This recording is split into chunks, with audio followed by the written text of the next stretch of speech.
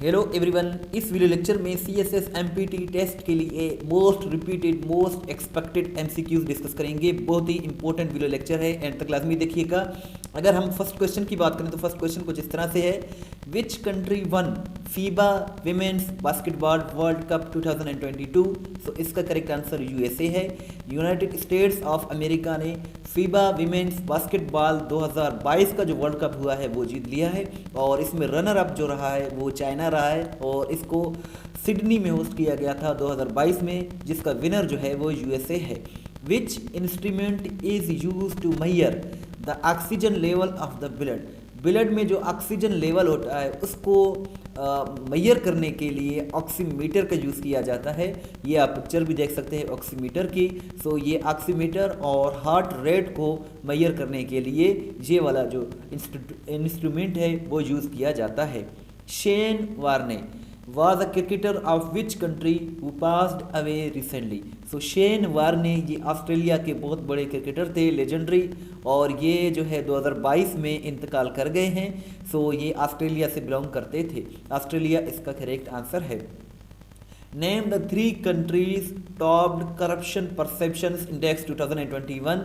सो 2021 में 3 मुल्कों ने करप्शन परसेप्शंस इंडेक्स को टॉप किया है, यानी कि इनके मुताबिक, इस रिपोर्ट के मुताबिक इन तीनों कंट्रीज़ में करप्शन बहुत ही कम है, डेनमार्क, फिनलैंड और न्यूजीलैंड। और ये तीनों जो हैं ये यूरोपियन कंट्रीज़ हैं, और डेनमार्क, न्यूजीलैंड ये यूरोपियन हैं, और फ्रांस भी यूरोप का कंट्री है। और इन तीनों ने 2021 का करप्शन परसेप्शन इंडेक्स वो टॉप किया था।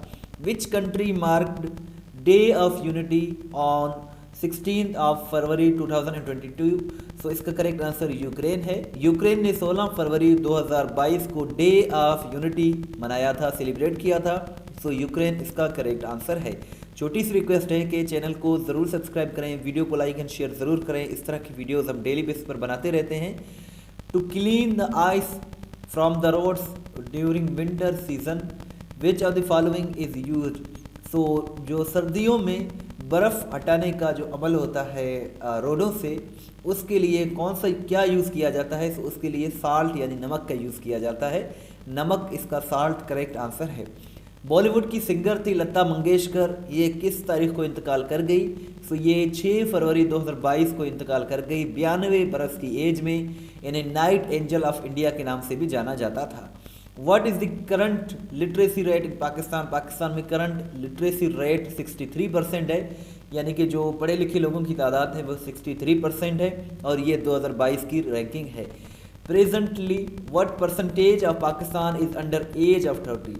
30 साल के कम उम्र वाले पाकिस्तान में कितने तादाद है, कितनी फ़ीसद लोगों की तादाद है आबादी में से। तो इसका करेक्ट आंसर 64 है।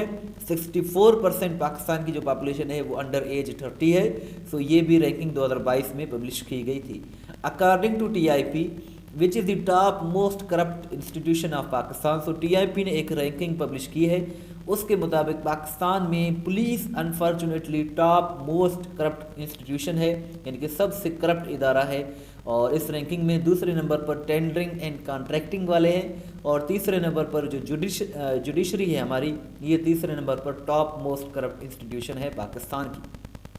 Which country has been named most democratic country in the world in 2021। तो 2021 में मोस्ट डेमोक्रेटिक कंट्री, यानी कि सबसे ज़्यादा जो डेमोक्रेसी है वो नॉर्वे में है इस रैंकिंग के मुताबिक, और सबसे ज़्यादा कम जो डेमोक्रेसी है वो अफ़गानिस्तान में है। 2021 की ये रैंकिंग है। ये क्वेश्चन आपके लिए है, इसका आंसर ज़रूर दीजिएगा। What is the capacity of lungs. Lungs की कैपेसिटी क्या है। 5 लीटर्स, 7 लीटर्स, 6 लीटर्स, 9 लीटर्स, या फिर नन ऑफ दीज।